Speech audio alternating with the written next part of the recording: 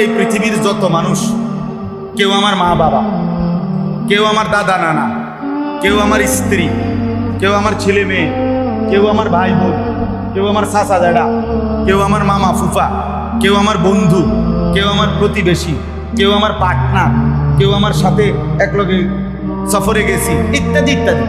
এই পৃথিবীর প্রত্যেক মানুষের সাথে আমার যে সম্পর্ক, এই প্রত্যেকের সাথে কার সাথে আমার আচরণ কি হবে এটা জানা শরীয়ত থেকে, দিন থেকে, এটা আমাদের জন্য ফরজ দায়িত্ব, এবং সেই আলোকে আচরণ সংশোধন করা এটা আমাদের ইসলাম সংশোধনের অংশ।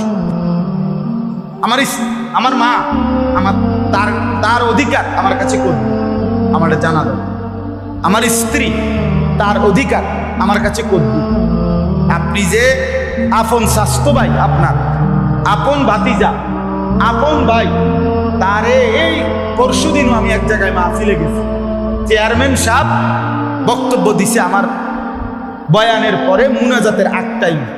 উনি বলতেছেন আফসুস কইরা, আপন ভাই, রক্তের ভাই, এই বেচারার ঘরের পাশ দিয়া শুধুমাত্র মানে এক হাত জায়গা যদি দেয়, ওই পিছনের ভাইয়ের রাস্তা বাইর হইতে পারে, রাস্তা দিয়ে বাইর হইতে পারে, এ দেয় না, দিত না, ফেরে দিত না জায়গায়, এক হাত জায়গা ছেড়ে দিবে না। প্রয়োজনে 30 বছর এটা লইয়ে মামলা করবে, দিত না। কিন্তু এবারে ওই 30 মাইল দূরে আরেকখানে গিয়া এইখানে মাহফিলে বা মসজিদে অথবা কোনো জায়গায় কোনোখানে 30,000 টাকা